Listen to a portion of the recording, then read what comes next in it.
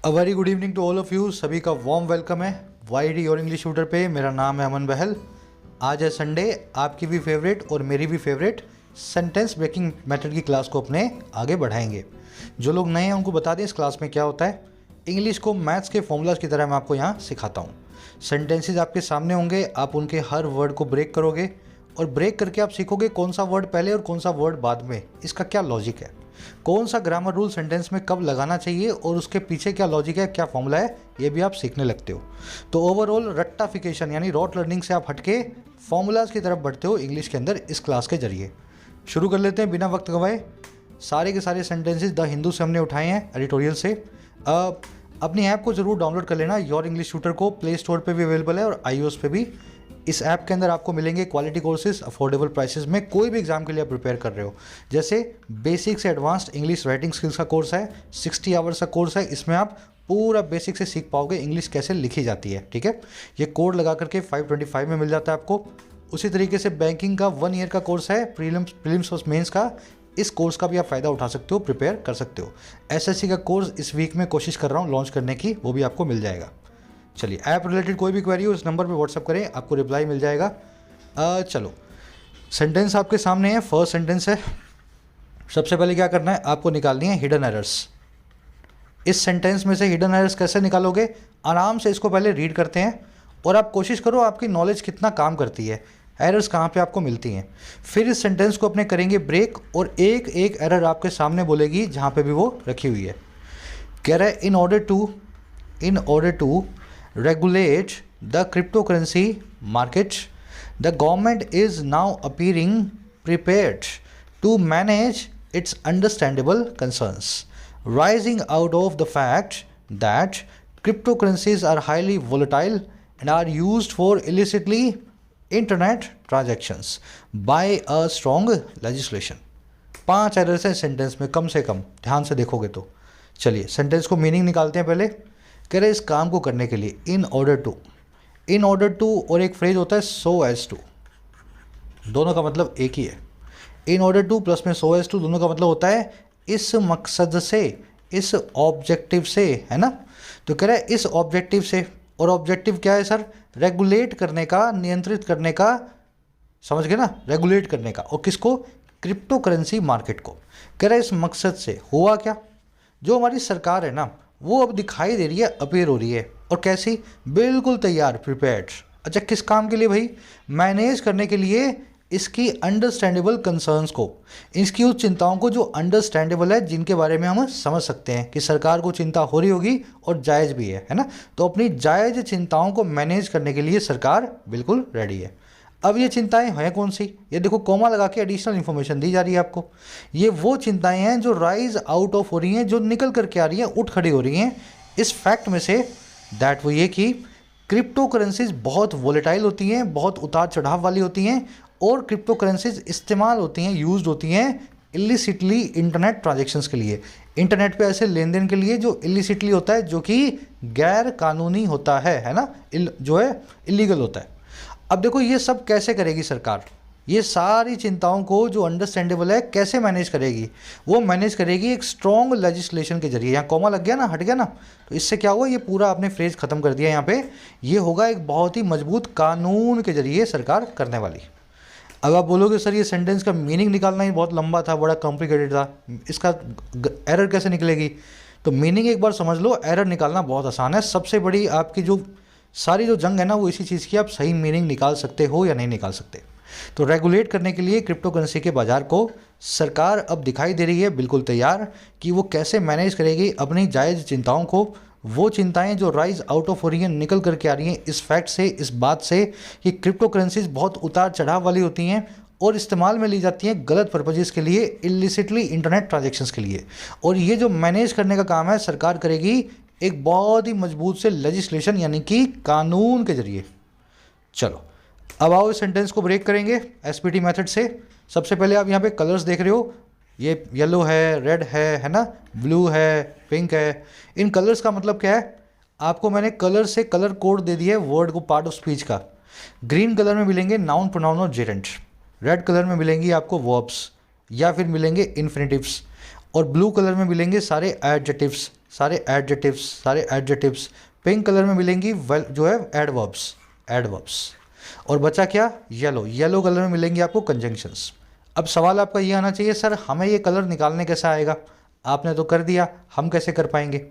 अगर आप इंग्लिश थोड़ा सा भी अच्छे से पढ़ रहे हो पिछले 6 महीने से भी, तो वर्ब निकालने में आपको कोई दिक्कत नहीं है, वर्ब आप निकाल लोगे। और आपको कंजंक्शन निकालने में भी दिक्कत नहीं होनी चाहिए। आपको पता है कौन सी कंजंक्शन कैसे काम करती है, एंड है, वाइल है, वेयर है, ये सब कंजंक्शंस क्या है ना। सो एडवर्ब भी ज़्यादा मुश्किल नहीं होती, जनरली इनके पीछे LY आ रहा होता है, तो आप इनको पहचान ही लेते हो, है ना। और एडजेक्टिव और नाउन, इन दोनों के बीच में होती है आपको कन्फ्यूजन। तो एक सिंपल सा मैंने फॉर्मूला बताया हुआ है, जिसके आगे मेरा या तेरा लग जाए और मीनिंग उसका निकलता हो, वो तो है ग्रीन कलर वाला नाउन, प्रोनाउन या जीरेंट। और जिसके आगे मेरा या तेरा ना लगे, वो होता है ब्लू कलर वाला एडजेक्टिव। जैसे मान लीजिए ये है क्रिप्टो करेंसी मार्केट, ये नाउन है, मैं लिख रहा हूँ मेरा, इसके आगे क्या लिख रहा हूँ, मेरा या तेरा। तो मेरी क्रिप्टो करेंसी मार्केट, तेरी क्रिप्टो करेंसी मार्केट, ये तो बन गया, बना के नहीं बना, बना ना। लेकिन यहाँ देखो स्ट्रॉन्ग, ये एक एडजेक्टिव है, इसके आगे लगाओ मेरा, तो मेरा स्ट्रॉन्ग। अब मेरा स्ट्रॉन्ग क्या, अब ये पूरे बात नहीं है, इसके आगे कुछ और आपको नाउन लगाना पड़ेगा। मेरा स्ट्रॉन्ग सपना, मेरा स्ट्रॉन्ग डिटर्मिनेशन, आ रहा है समझ में। तो ये सारे जो ब्लू वाले हैं, ये एडजेक्टिव बनेंगे जिनके आगे मेरा तेरा ना लगे, जिनके आगे नाउन की ज़रूरत आपको फिर भी पड़े। चलिए 3 फॉर्मूलाज को अपने फॉलो करते हैं। फॉर्मूला नंबर 1, आपको सेंटेंस में एक सब्जेक्ट कम से कम ज़रूर चाहिए। 1000 भी हो सकते हैं, कोई बात नहीं, एटलीस्ट एक ज़रूर होगा।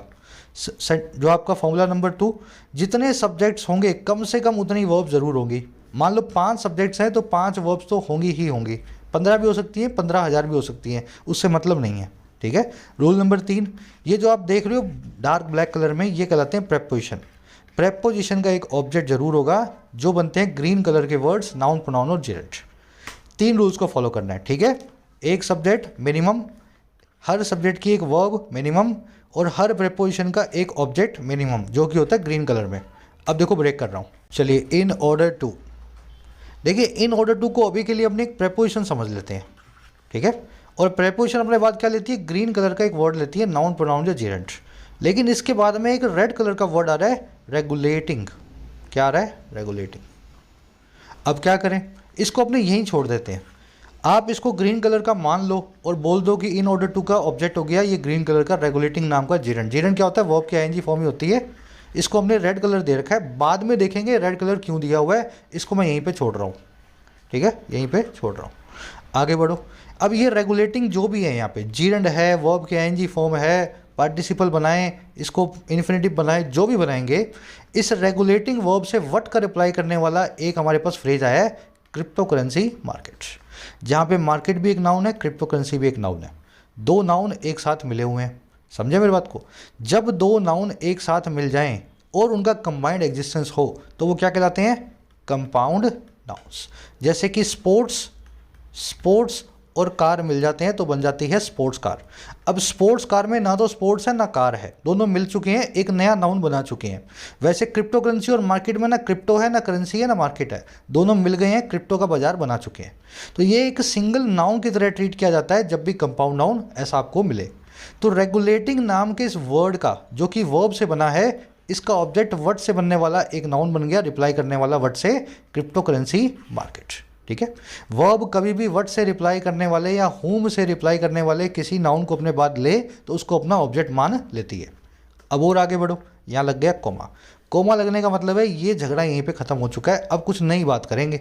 अब क्या बात करेंगे, द गवर्नमेंट बन गया आपका सब्जेक्ट सेंटेंस का। कैसे पता लगा सर, सब्जेक्ट इसलिए बना क्योंकि ये पहला ऐसा नाउन है जो किसी का ऑब्जेक्ट नहीं है। ये भी तो नाउन था, लेकिन ये बना हुआ था रेगुलेटिंग का ऑब्जेक्ट, व्हाट का रिप्लाई कर रहा था रेगुलेट से, तो इसको सब्जेक्ट नहीं बना सकते। अब ये जो गवर्नमेंट मिला है ना, ये किसी से जुड़ा हुआ नहीं हुआ, कोमा के बाद आ रहा है, नई शुरुआत को कर रहा है। तो गवर्नमेंट जो है पहला नाउन सब्जेक्ट का, सेंटेंस का, वही आपका सब्जेक्ट कहलाता है। ये बन गया सब्जेक्ट नंबर 1। अगर 2 सब्जेक्ट आएंगे तो वो सब्जेक्ट नंबर 2 बना देंगे, ठीक है। आगे बढ़ो, is appearing, present continuous tense में सब्जेक्ट की मिल गई आपको वर्ब नंबर 1। ध्यान रखें सब्जेक्ट सिंगुलर है, गवर्नमेंट सिंगुलर है, वर्ब भी सिंगुलर है, पीछे ही जा रहा है ना। नाउ क्या है, एडवर्ब है, एडवर्ब ऑफ टाइम। सरकार कब अपीयर हो रही है? सरकार अभी अपीयर हो रही है, नाउ, लेटर, है ना। ये सब के सब एडवर्ब बताते हैं, आपको वक्त को बताते हैं। हमेशा हेल्पिंग और मेन वर्ब के बीच में प्लेस किए जाते हैं, adverb of time between helping and the main verb. आगे बढ़े। अब देखो अपीयर क्या हो रही है। ये जो अपीयर है ना, ये एक लिंक वर्ब है। लिंक वर्ब का मतलब क्या है? ये अपने बाद नाउन और एडजेक्टिव दोनों ही ले सकती है।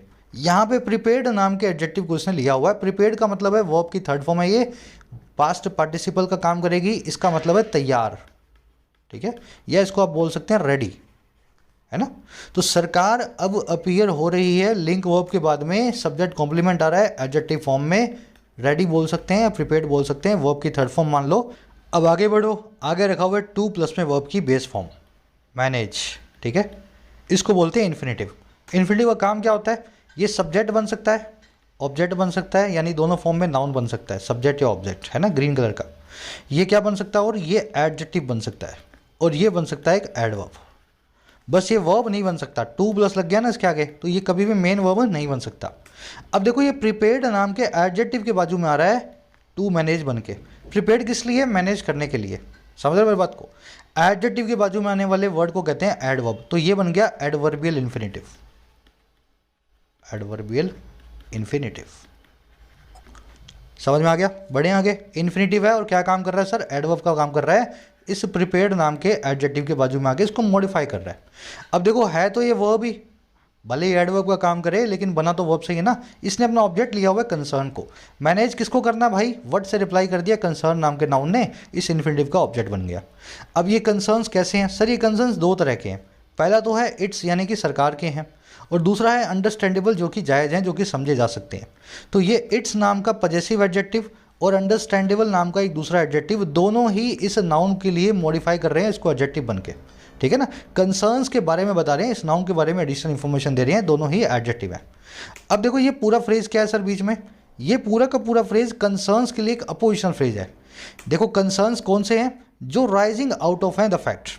समझ रहे मेरी बात को? राइज आउट, राइज आउट, ये वर्ब जो है ना, ये एडजेक्टिवल वर्ब है, वर्ब की आईएनजी फॉर्म, प्रेजेंट पार्टिसिपल, ठीक है। आप बोलते हो ना स्माइलिंग बॉय, हंसता हुआ लड़का, स्माइलिंग बॉय। बर्निंग हाउस, जलता हुआ घर, बर्निंग हाउस, है ना। वैसे concerns rising out of the fact, rise out होने वाले, बाहर निकलने वाले। आउट यहाँ पे एडवर्ब है, राइज यहाँ पे एक जो है पार्टिसिपल है। तो ये पूरा एक एक्चुअल में बना हुआ है फ्रेजल वर्ब। फ्रेजल वर्ब की आईएनजी फॉर्म बना करके हमने एडजेक्टिव को बनाया हुआ है, कंसर्न्स को मॉडिफाई कर रहा है, राइज आउट, ठीक है ना। अब देखो ये कहाँ से राइज आउट ऑफ हो रहे हैं? ऑफ प्रीपोजिशन का ऑब्जेक्ट हो गया यहाँ पे फैक्ट, इस फैक्ट से। अब फैक्ट क्या है? दैट, वो ये, इस दैट को आप येलो वर्ड दे देना, येलो कलर दे देना, ये एक्चुअल में कंजंक्शन है ना, रह गया है। अब देखो दैट यहाँ पे कंजंक्शन आई, अब आपको चाहिए सब्जेक्ट नंबर 2। कंजंक्शन का काम क्या होता है इंग्लिश में? सब्जेक्ट्स को मिलाना। एक्चुअल में ये वर्ड्स को भी मिला देती हैं, जैसे दो नाउन मिला दिए, दो वर्ब मिला दी, लेकिन जनरली जो मोटी मोटी कंजंक्शन है, जैसे कि दैट है, सो है, बाय, सो है ना, ऑल दो है, इवन दो है, येट है, ये सब कंजंक्शंस दो क्लोजेस को आपस में मैच करवाती हैं। तो ये दैट नाम की कंजंक्शन आप समझ लें, ये येलो कलर की है, रह गई है यहाँ पे। इसके बाद सब्जेक्ट नंबर 2 आया है क्रिप्टो करेंसीज, इसकी वर्ब है are, verb number 2, plural subject plural verb. अब देखो आर क्या है? लिंक वर्ब है। मैंने ऊपर आपको बताया था अपीयर एक लिंक वर्ब है। अभी लिस्ट में आपको दिखा दूंगा लिंक वर्ब्स की। लिंक वर्ब जितनी भी हैं, जैसे कि इज, एम, आर, वॉज, वर, जब ये अकेले आ जाए, जैसे कि अपीयर है, साउंड है, लुक है, ये सब के सब अपने बाद एक एडजेक्टिव को ले लेती हैं और एक नाउन को भी ले लेती हैं, जो इनकी इच्छा हो दोनों में से, है ना। तो इस आर लिंक वर्ब के बाद में आप देख रहे हो वोलेटाइल नाम का एडजेक्टिव। वोलेटाइल मतलब उतार चढ़ाव वाला, चेंजिएबल, कभी बहुत ऊपर कभी बहुत नीचे। ये हाईली क्या सर? हाईली एक एडवर्ब है, वोलेटाइल नाम के एडजेक्टिव को मॉडिफाई कर रही है ना। एडजेक्टिव को मॉडिफाई करने के लिए एडवर्ब की जरूरत होती है और नाउन्स को मॉडिफाई करने के लिए एडजेक्टिव की जरूरत होती है, बेसिक सी बात है। अब देखो एंड लग गया। अब इस एंड कंजंक्शन के बाद में आप देख रहे हो क्रिप्टो करेंसीज नाम के सब्जेक्ट नंबर 2 की वर्ब नंबर 2 रखी हुई है, आर यूज्ड।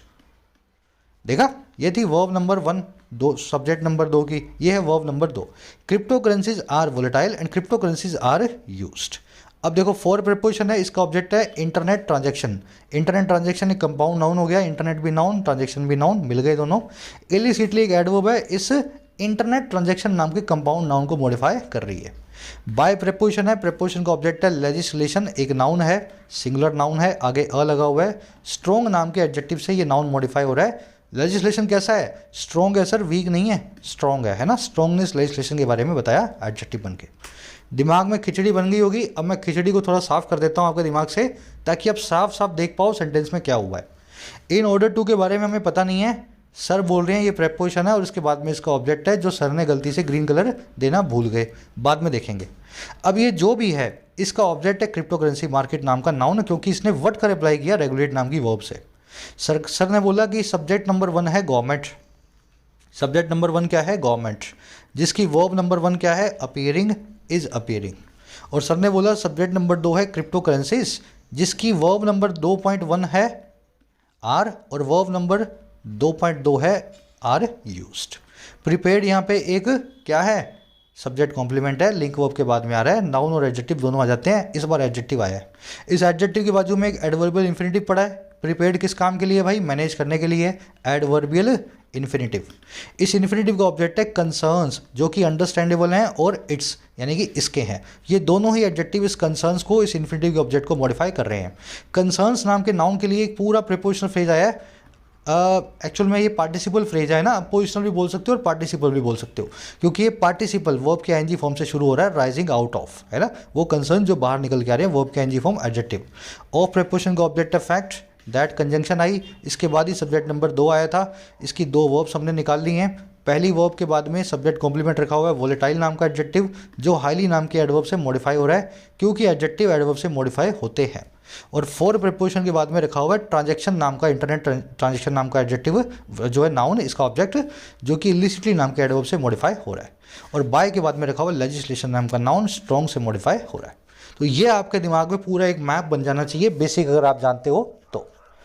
अब आओ इसमें एरर निकलेंगी। सबसे पहले बड़ी सिंपल सी एरर निकाल लेते हैं, जो अभी आपको देखते ही मिल गई होगी। सर एरर है यहाँ पे इलिसिटली की। मैंने अभी क्या बताया, एडजेक्टिव जो है ना, एडजेक्टिव उनकी औकात इतनी है कि वो सिर्फ नाउन को मॉडिफाई कर सके। एडजेक्टिव की इससे ज़्यादा हैसियत है ही नहीं बेचारे की, है ना। इस गरीब सुदामा की इतनी हैसियत है किसी नाउन को मॉडिफाई कर सके।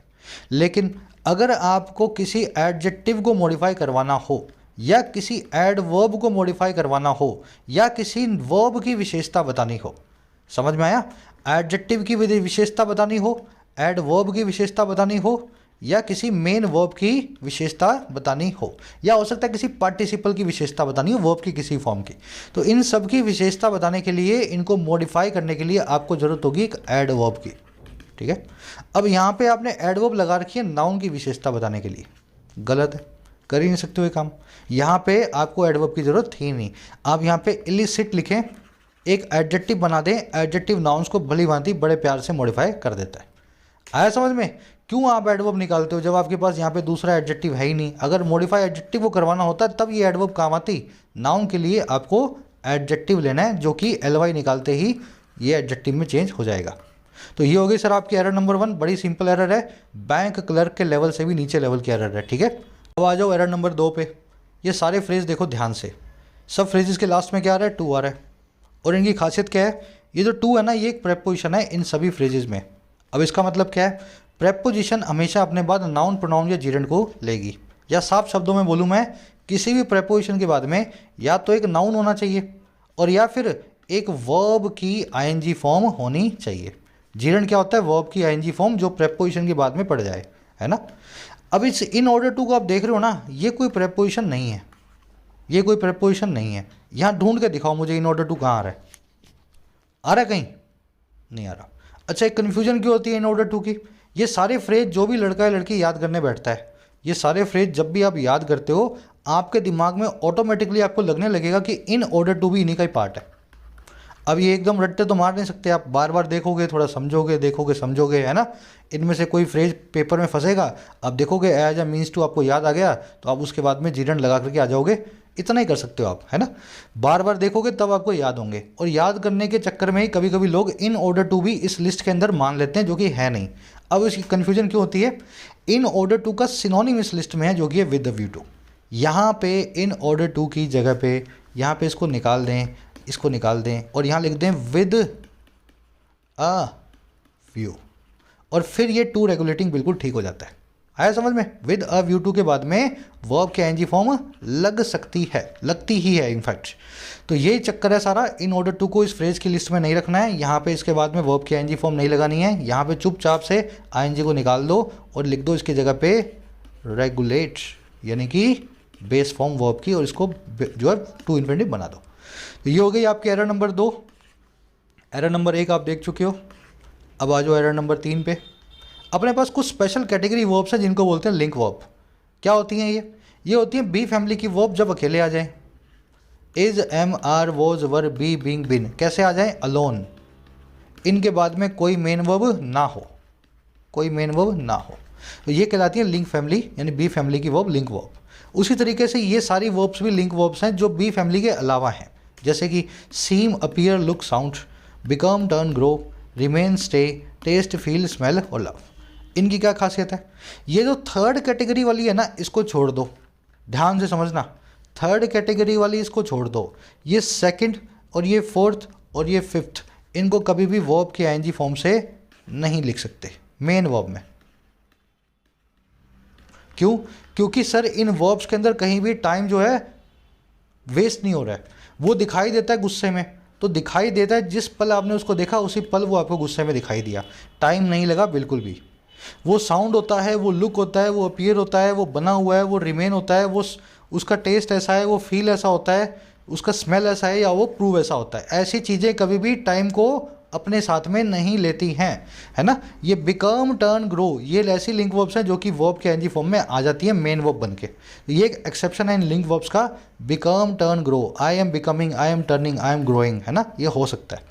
जनरली इनको भी नहीं करते हैं, लेकिन कहीं कहीं आपको मिल जाएगा, तो मैं आपको पहले इसका एक्सेप्शन भी बता देता हूँ।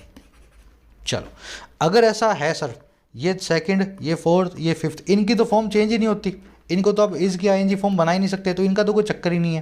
थर्ड का एक्सेप्शन मैंने आपको बता दिया। अब ये सेकंड, फोर्थ और फिफ्थ, ये 10 वर्ब्स में से कोई वर्ब मिल जाए, क्या मेन वर्ब में आईएनजी लगा के बनाओगे इसको? सर नहीं बनाऊंगा, मेन वर्ब में नहीं बनाऊंगा, पार्टिसिपल बना दूंगा इसका, जीरंड बना दूंगा इसका, कोई दिक्कत नहीं है। सेमी वर्ब में कोई दिक्कत नहीं है, मेन वर्ब में ये आईएनजी फॉर्म बन के नहीं आएंगी। अब यहाँ पे तो लगा रखी है आपने, देखो अभी गवर्नमेंट इज नाउ अपीयरिंग, दिखा कि नहीं दिखा? तो क्या करना है सर, इस अपीयर वर्ब को वर्ब के एनजी फॉर्म में नहीं लिखना। अब बात है कि करें क्या, इसका आ तो गई, अब करें क्या? अगर ये आपको प्रेजेंट या पास्ट कंटिन्यूअस में मिल जाए तो इसको बदल देना प्रेजेंट या पास्ट इंडेफिनिट में, और अगर ये आपको परफेक्ट कंटिन्यूअस में मिल जाए तो इसको बदल देना है प्रेजेंट या पास्ट परफेक्ट टेंस में। तो क्या करेंगे सर, यहाँ पे प्रेजेंट या पास्ट कंटिन्यूअस टेंस होने की वजह से आप इसको प्रेजेंट इंडेफिनिट टेंस में चेंज कर देंगे। प्रेजेंट कंटिन्यूअस में है ना, तो यहाँ पे इज को निकाल देंगे और यहाँ पे दिखा दो appears. The government now appears, ऐसा भी लिख सकते हो, और नाउ को अब लास्ट में भी ले जा सकते हो, है ना, to manage it understandable concerns now. Now यहाँ भी रख सकते हो और नाउ यहाँ भी ले जा सकते हो, जहाँ रखना चाहो वहाँ रख सकते हो। आ गया समझ में? एरर नंबर 3, कंटिन्यूअस टेंस हटेगा, अपीयरिंग का अपीयर्स बनेगा, क्योंकि ये लिंक वर्ब है। सर ने बताया कभी भी मेन वर्ब की तरह यूज़ नहीं होती, और मैं नहीं बता रहा हूँ, इंग्लिश के फॉर्मूलाज है, ऐसा ही चलती है इंग्लिश। इन वर्ब्स में कभी भी टाइम कंजम्पशन नहीं होता है, तो वर्ब के एनजी फॉर्म कंटिन्यूस टेंस में नहीं आती है। आगे बढ़ेंगे, एरर नंबर 3 हो गई। अब आ जाओ एरर नंबर 4 पे, दिख रही है कहीं पे या मैं ही बताऊँ? चलो एरर नंबर 4 देखेंगे।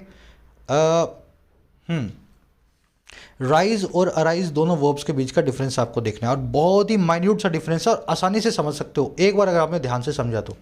राइज का मतलब भी उठना, अराइज का मतलब भी उठना, राइज का मतलब भी खड़ा होना, अराइज का मतलब भी खड़ा होना, लेकिन दोनों में फ़र्क है। राइज में आप लिटरली खड़े होते हो, मूव अपवर्ड करते हो, कोई चीज़ धरातल से ऊपर की तरफ जाती है, ग्राउंड से आसमान की तरफ, ठीक है, राइज। लेकिन अराइज में क्या होता है, किसी चीज़ का खड़े होने की बात नहीं होती, बल्कि किसी चीज़ के उठ खड़े होने की बात होती है, यानी कि पैदा हो जाने की बात होती है। आया समझ में? जो चीज़ कभी थी ही नहीं, अचानक से उठ खड़ी हुई, तो वो तो होगी अराइज। जैसे कोई सवाल, जैसे कोई क्वेश्चन, कोई डाउट्स, कोई प्रॉब्लम। आया समझ में?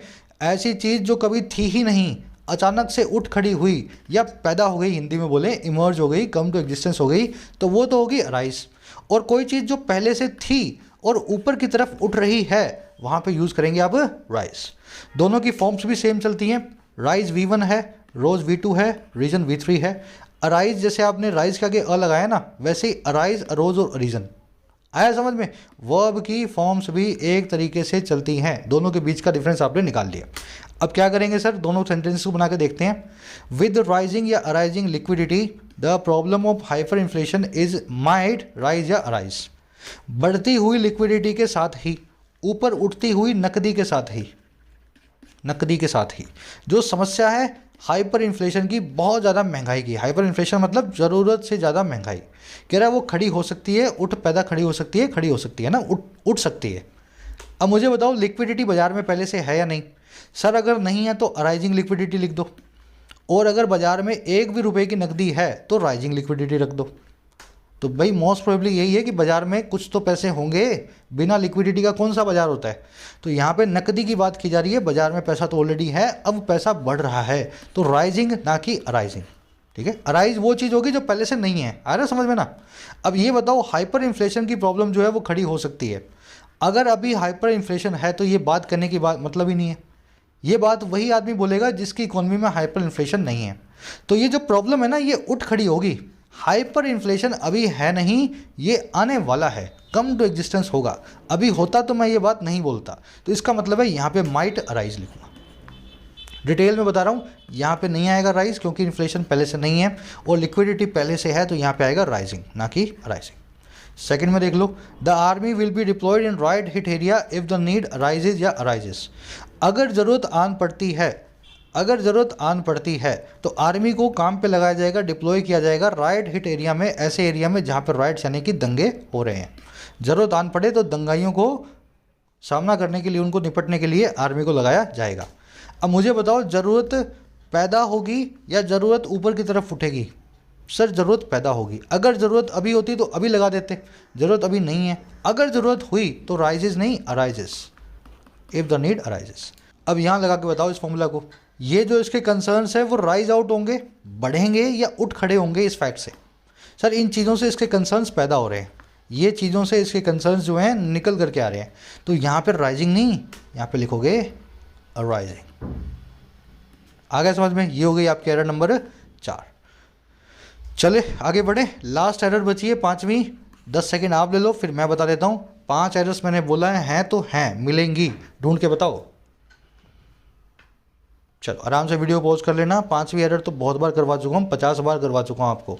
ये सभी वो वर्ड्स हैं इंग्लिश में जो नाउन्स कभी भी प्लूरल नहीं बनाए जा सकते। अच्छा क्यों नहीं बनाए जा सकते? क्योंकि सर ये मटेरियल नाउन्स हैं, इनको गिना जा ही नहीं सकता है। क्यों नहीं गिना जा सकता? खुद ही देख लो आप। ब्रेड है, गिन सकते हो? नहीं गिन सकते। ब्रेड क्या है? एक मटेरियल है। जो आप गिनते हो ना वो होता है slice of the bread. Bread का एक टुकड़ा गिनते हो आप, है ना, स्लाइस ब्रेड या ब्रेड स्लाइस। एडवाइस को नहीं गिन सकते हो। एडवाइस का मतलब होता है सलाह सूचन। अगर आपने किसी को बहुत सारी एडवाइसेस दी हैं तो ऐसा मत बोलो, आप बोलो मैनी पीसीज ऑफ एडवाइस। इनके आगे कभी भी एस नहीं लगाना। ये बिल्कुल दूध और पानी की तरह है। जैसे आप कभी भी मिल्क्स नहीं लिखते हो, कितना भी दूध आपके पास रखा हो, 1 लीटर हो या 1000 लीटर हो, आप लीटर में उसको गिन लोगे, लेकिन कभी भी मिल्क्स नहीं बोलोगे, मिल्क्स नहीं बोलोगे, है ना, एस नहीं लगाओगे। तो ये सभी नाउन्स ऐसे ही हैं। सॉफ्टवेयर को नहीं गिन सकते, हार्डवेयर को नहीं गिन सकते, research, legislation, information, equipment, artillery, glass, news, cloth, कभी इनके आगे एस नहीं आएगा, ईएस नहीं आएगा। और जब भी इनका प्लूरल बनाना हो तो लगा दें पीसीज ऑफ। 5 सॉफ्टवेयर हैं तो 5 पीसीज ऑफ सॉफ्टवेयर, 5 हार्डवेयर हैं तो 5 पीसीज ऑफ हार्डवेयर, 5 रिसर्च हुई हैं तो 5 पीसीज ऑफ या प्रोजेक्ट्स ऑफ रिसर्च, लेजिस्लेशन है तो 5 पीसीज ऑफ लेजिस्लेशन, इंफॉर्मेशन है तो 5 पीसीज ऑफ इंफॉर्मेशन। बिना एस के, पीछे एस नहीं आएगा। अब ये बताओ सरकार ने एक लेजिस्लेशन कैसे बना दिया? इनको तो सर गिना ही नहीं जा सकता। या तो 1 है या 1000 है, कोई मतलब नहीं है हमें इस चीज़ से। अगर गिन लिया ना तो बात हो गई गलत। तो क्या लिखेंगे?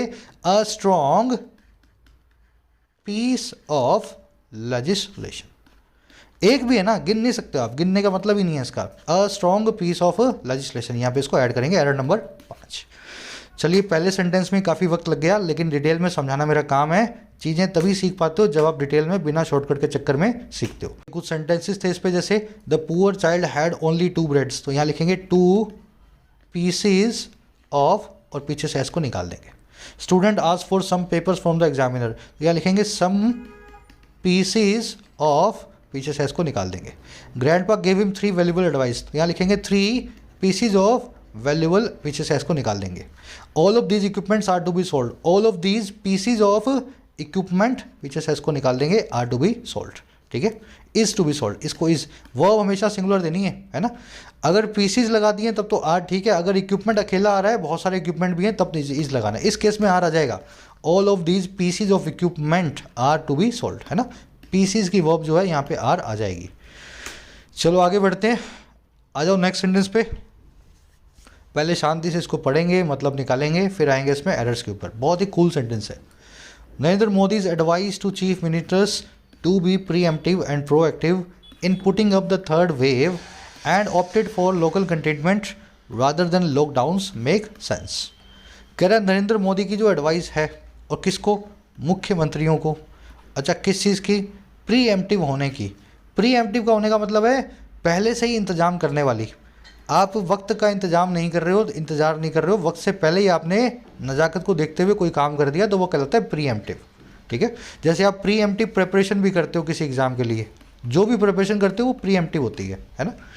तो नरेंद्र मोदी साहब की एडवाइस है सभी अपने मुख्यमंत्रियों को कि आप हो जाओ प्रीएम्प्टिव और आप हो जाओ प्रोएक्टिव। प्रोएक्टिव कुछ हद तक प्रीएम्प्टिव का सिनोनिम ही है। प्रोएक्टिव भी वही होता है जो रिजल्ट का वेट करने से पहले ही काम करने का जो है काम करे, है ना, प्रोएक्टिव। अच्छा, ये काम क्यों करना है भाई, प्रीएम्प्टिव क्यों होना है, प्रोएक्टिव क्यों होना है? ये इसलिए होना है पुटअप करने में। पुटअप करना मतलब किसी चीज़ से डील विद करना, किसी चीज़ से निपटने में, और किससे, तीसरी वेव से, वायरस की, पैंडेमिक की। और साथ में क्या करें, वो प्रीएम्प्टिव तो हो ही जाएं, वो ऑप्ट फॉर करें, वो चुनाव करें लोकल कंटेनमेंट का, लोकल लेवल पे रेस्ट्रिक्शंस का। कंटेनमेंट क्या होता है, इस एरिया में ज़्यादा वायरस है तो यहाँ पे कंटेनमेंट जोन बना दिया, यहाँ के लोगों को अंदर बाहर आने से मना कर दिया। तो ऐसा आप करें, ऑप्ट फॉर करें, चुनाव करें लोकल कंटेनमेंट का। और बजाय, कह रहा है कि बजाय लॉकडाउन्स के, पूरे शहर में लॉकडाउन लगाने के, कह रहा है नरेंद्र मोदी साहब की जो एडवाइस है ना, इस प्रकार की, और इन लोगों को कह रहा है ये एडवाइस है ना, ये अपने आप में मेक सेंस करती है, अपने आप में लॉजिकल दिखाई देती है।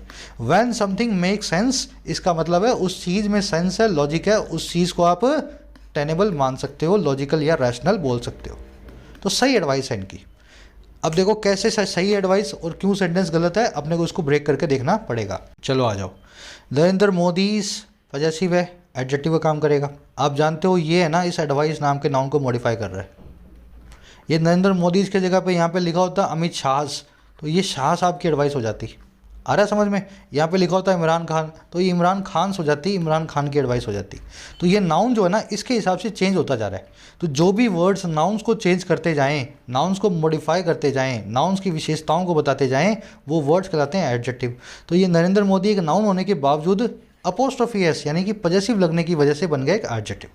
तो ये हो गया सर एडजेक्टिव, इसने मॉडिफाई कर दिया इस नाउन को।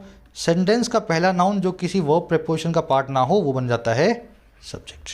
मिल गया सब्जेक्ट। चलो आगे बढ़ें। अब देखो एडवाइस किनको आई है सर, टू प्रीपोजिशन का ऑब्जेक्ट है chief ministers, plural noun. Preposition को ऑब्जेक्ट चाहिए, रूल नंबर 3 तो यही कहता है। और आगे बढ़ो। अब एडवाइस क्या है, एडवाइस है टू बी, ये होने की, ये एक इन्फिनेटिव है, टू प्लस में वर्ब की बेस फॉर्म, ठीक है। और ये एडवाइस नाम के नाउन के बारे में बता रहा है। जो नाउन के बारे में बता दे वो एडजेक्टिव होता है, और जो नाउन के बारे में बता दे वो क्या होता है, एडजेक्टिव होता है। तो जैसे ये एडजेक्टिव है ना इस नाउन के लिए, वैसे ये भी एडजेक्टिव है इस नाउन के लिए। एडवाइस क्या है, एडवाइस है टू बी होने की, इस तरह का है समझ में। अब टू बी, ये बी फैमिली यानी लिंक वर्ब से बनने वाला इन्फिनेटिव है। लिंक वर्ब जैसे अपने बाद नाउन और एडजेक्टिव को लेती है, लिंक वर्ब से बनने वाले इन्फिनेटिव और पार्टिसिपल भी अपने बाद में एडजेक्टिव या नाउन में से किसी को भी ले सकते हैं। तो इस लिंक वर्ब से बनने वाले इन्फिनेटिव ने अपने बाद में लिया पहला तो एडजेक्टिव प्रीएम्प्टिव, और दूसरा एंड कंजंक्शन के बाद प्रोएक्टिव। आ गया समझ में? लिंक वर्ब से बनने वाले इन्फिनेटिव, पार्टिसिपल, जिरंड चाहें तो अपने बाद में एडजेक्टिव और नाउन दोनों में से कुछ भी ले सकते हैं। लिंक वर्ब की खासियत ये होती है ना, नाउन ले चाहे एडजेक्टिव ले अपने बाद। तो एडजेक्टिव ले लिए दोनों जुड़े हुए एंड से। इन प्रेपोजिशन है, इसका ऑब्जेक्ट है पुटिंग अप नाम का जिरेंट। प्रेपोजिशन हमेशा अपने वर्ब के बाद में वर्ब की आईएनजी फॉर्म को लेती है। और पुटअप में क्या बन गया, एक पुटिंग अप में अप है एक एडवर्ब, ठीक है। इन दोनों का मतलब है किसी का सामना करना, डील विद करना, किसी चीज़ से निपटना। तो इन प्रेपोजिशन का ऑब्जेक्ट बन गया ये फ्रेजल वर्ब का जेरेंट, पुटिंग अप। अब देखो पुटअप किससे करना है, सामना किसका करना है, थर्ड वेव का। तो ये थर्ड वेव जो है ना, थर्ड वेव, ये जो वेव देख रहे हो, इस जीरेंड का बन गई ऑब्जेक्ट। व्हाट का रिप्लाई कर देना, जो किसी भी वर्ब से, किसी भी जीरेंड से, पार्टिसिपल से, किसी भी इन्फिनेटिव से, वो हमेशा उस पार्टिसिपल इन्फिनेटिव जीरेंड का ऑब्जेक्ट कहलाता है। तो यहाँ पे इस पुटिंग अप का ऑब्जेक्ट है थर्ड वेव। वेव कौन सी है, तीसरी, एक एडजेक्टिव है, इस वेव को मॉडिफाई कर रहा है। अब देखो यहाँ लगी एंड कंजंक्शन। अब एंड के बाद आपको डिसाइड करना पड़ेगा क्या आ रहा है। ये दो क्लोजेस को मिला रहा है, दो प्रेपोजिशन को मिला रहा है, दो नाउन्स को मिला रहा है। अब हमें चेक करना है, यहाँ पे रखी हुई है आपके पास वर्ब ऑप्टेड। देखो नरेंद्र मोदी की अभी तक तो वर्ब आई नहीं इस एडवाइस की, है ना, कहीं पे वर्ब आपको दिख रही है, नहीं दिख रही। और ये ऑप्टेड इसकी वर्ब हो नहीं सकती। क्यों नहीं हो सकती, पहली वर्ब से पहले एंड क्यों आएगा भाई, एडवाइस है, मान लो एडवाइस तो यहीं पे आ जाएगी इसकी वर्ब ऑप्टेड। कभी भी सब्जेक्ट और वर्ब के बीच में कंजंक्शन आती है क्या, नहीं आती। तो ये एंड के बाद में जो ऑप्टेड आप देख रहे हो ना, ये ऑप्टेड नहीं आना चाहिए। अगर या तो ये वर्ब है या फिर ये वर्ब की थर्ड फॉर्म है, एडजेक्टिव है, इसके आजू बाजू कोई नाउन भी नहीं है। तो यहीं से मुझे आइडिया लग गया ये जो है ना, ये वर्ड ही गलत है अपने आप में। ना तो ये वर्ब बन सकता है एडवाइस की, क्योंकि एंड कंजंक्शन आ गई बीच में, कंजंक्शन तो आती नहीं है कभी भी सब्जेक्ट और वर्ब के बीच में। और ना ये वर्ब की थर्ड फॉर्म बन के एडजेक्टिव बन सकता है, क्योंकि एडजेक्टिव तभी बनेगा जब इसके बाजू में नाउन होगा। यहाँ प्रेपोजिशन पहले कंजंक्शन। तो इसको चेक करेंगे ये क्या है बाद में, आगे बढ़ो। ऑप्ट फॉर किसके करना है, फोर प्रेपोजिशन का ऑब्जेक्ट है, लोकल कंटेनमेंट, कंटेनमेंट इसका ऑब्जेक्ट हो गया, लोकल एक एडजेक्टिव हो गया, कंटेनमेंट को मॉडिफाई कर रहा है। अब देखो रादर देन, ये है एक कंजंक्शन। फोर प्रेपोजिशन के दो ऑब्जेक्ट हैं, पहला है कंटेनमेंट और दूसरा है लॉकडाउन्स। रादर देन का मतलब होता है बजाय।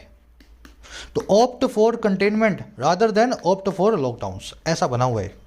आ रहा है समझ में, कंजंक्शन ने दो दो ऑब्जेक्ट को, ऑब्जेक्ट वन और ऑब्जेक्ट टू को मिला दिया और मीनिंग दे दिया बीच में बजाय का। ठीक है, फोर प्रेपोजिशन के दोनों ऑब्जेक्ट्स हैं। आगे बढ़ो, मेक सेंस। मेक क्या हो गया, सब्जेक्ट की वर्ब हो गई, ये है सब्जेक्ट नंबर वन, ये हो गई इसकी वर्ब। मेक वर्ब से सेंस नाम के नाउन ने वर्ड का रिप्लाई किया, ये बन गया इस वर्ब का ऑब्जेक्ट। अब एक बार सारी कहानी आपके सामने फिर से खोल रहा हूँ ताकि आप समझ पाएं। एडवाइस आपका सब्जेक्ट है, इसकी वर्ब है मेक। एक एरर तो आपको यहीं पे पकड़ में आ गई। इस वर्ब का ऑब्जेक्ट है सेंस। नरेंद्र मोदीज, ये एडवाइस नाम के नाउन के लिए एडजेक्टिव का काम कर रहा है। टू प्रेपोजिशन, इसका ऑब्जेक्ट है चीफ मिनिस्टर्स। टू भी यहाँ पे एक लिंकिंग इन्फिनेटिव है, लिंक वर्ब से बनने वाला। इस इन्फिनेटिव का काम है इस एडवाइस नाम के नाउन के लिए एडजेक्टिव का काम करना। इतना ही तो है। टू भी, इस इन्फिनेटिव के बाद में दो दो एडजेक्टिव मिले हुए हैं, और दो क्यों आए हैं, क्योंकि बीच में एंड लगा हुआ है। इन प्रेपोजिशन का ऑब्जेक्ट है वर्ब की आईएनजी फॉर्म पुटिंग। पुटिंग के बाद में अप लगा के एक फ्रेजल वर्ब बनाई है, जिसका मतलब होता है डील विद करना, किसी से निपटना। अब किससे निपटा जा रहा है, इस पुटअप का, यानी पुटिंग अप फ्रेजल वर्ब का जो ये जीरेंड है, इसका इन्फिनेटिव है वेव। वेव है तीसरी वेव ने इस वेव नाम, तीसरी ने इस वेव को मॉडिफाई कर दिया। अब इस एंड के बाद में ये ऑप्टेड, हमें कुछ दाल में काला लग रहा है, समझ नहीं आ रहा इसका होगा क्या, देखना पड़ेगा। फोर प्रेपोजिशन के दो ऑब्जेक्ट हमने देखे, इसका पहला ऑब्जेक्ट था कंटेनमेंट और इसका दूसरा ऑब्जेक्ट था लॉकडाउन्स। सवाल आया कि दोनों मिले कैसे, मिल गए ये बजाय नाम की, यानी कि रादर देन नाम की कंजंक्शन से। बस मामला सेट। अब देखें इसमें एरर, तो एरर नंबर एक तो आपको समझ में आ गई होगी। यहाँ पे एडवाइस की वर्ब मेक नहीं हो सकती, एडवाइस की वर्ब मेक नहीं हो सकती। एडवाइस जो है ना, एक कैसा नाउन है, एडवाइस अभी आपको मैंने ऊपर दिखाए थे सारे वो नाउन्स, एडवाइस भी आपको मिलेगा। ये एक इस प्रकार का नाउन है जो कि एक मतलब अनकाउंटेबल नाउन होता है। अनकाउंटेबल नाउन कभी भी प्लूरल वर्ब नहीं लेते, तो इसके लिए आपको वर्ब यहाँ पे देनी चाहिए मेक्स। ठीक है, एरर नंबर दो, ये भी बहुत आसान है, पकड़ ली होगी आपने। एडवाइस, ये जो एस लगा है ना, ये एक वर्ब, इसका मतलब होता है सलाह देना। ठीक है, और एडवाइस सी वाला, ये है एक नाउन, इसका मतलब होता है सलाह। ऊपर भी दिखाया आपको मैंने, एडवाइस जो सी वाला है ये नाउन है, और सी की जगह पे अगर एस लगा दे तो इसका एक वर्ब बन जाता है, इसका मतलब होता है सलाह देना। तो वर्ब क्या कभी सब्जेक्ट बन सकती है, नहीं बन सकती। यहाँ पे नाउन को सब्जेक्ट बनाना चाहिए जो कि सीई होता है। ठीक है, इस तरीके से एरर नंबर दो। अब तीसरी एरर निकाल लेते हैं। तीसरी एरर सर आपको यहाँ मिलेगी इस ऑप्ट में जो हम देख चुके हैं। क्या गलती है यहाँ पे, देखो एडवाइस दो तरह की है इन चीफ मिनिस्टर्स को। पहला तो है टू बी, आप हो जाओ, to be preemptive in putting up the third wave. और दूसरा क्या है, to opt for local containment rather than lockdowns makes sense.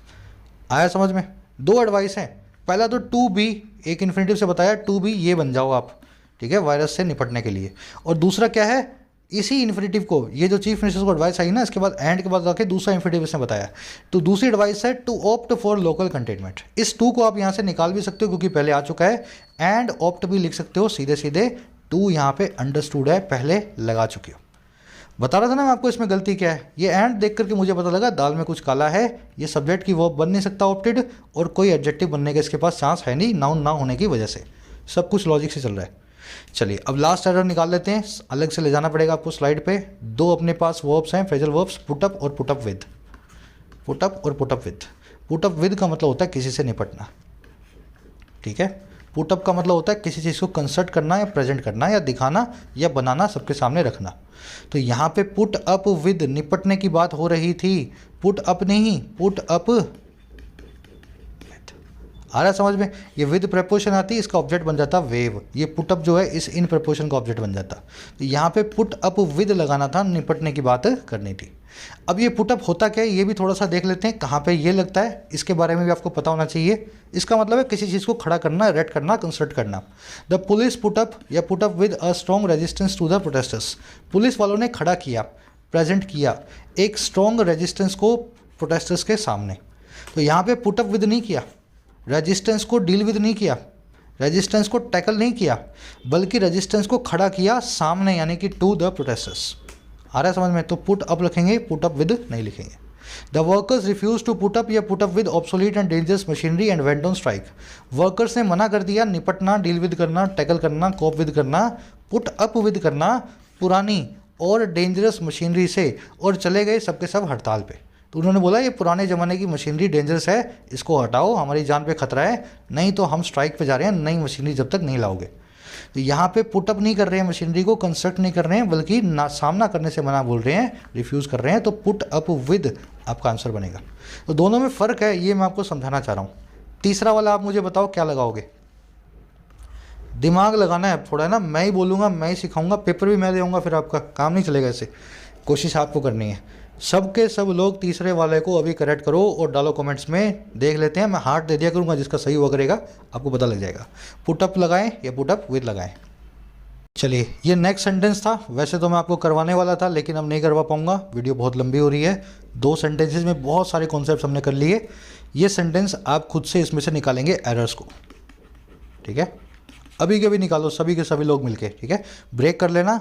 इसी वीडियो के नीचे फर्स्ट कमेंट में इसमें जो एरर्स रखी हैं मैं सेंटेंस को सही करके लिख रहा हूँ, वहाँ से आप चेक करें। नेक्स्ट क्लास जब होगी, प्रोबेबली नेक्स्ट संडे या नेक्स्ट जो है सैटरडे, इसी सेंटेंस से मैं क्लास को शुरू करने वाला हूँ। 3-4 एरर्स मिलेंगी कम से कम, मैं देख के बताऊँ आपको। 1 2 3 कम से कम 3 एरर्स तो मुझे दिख रही हैं, और भी होगी एक आधी, है ना। आप करोगे तो पता लगेगा। मैच कर लेना और बताना कितना आप कर पाए, कितनी एरर्स आप ढूंढ पाए। कोई भी क्वेरी हो रिलेटिंग टू कोर्सेज इस नंबर पे आप मुझे बता सकते हैं, व्हाट्सअप कर सकते हैं। कोर्सेज आपको मिल जाएंगे, अवेलेबल हैं डीप डिस्काउंट के ऊपर। Until then signing out.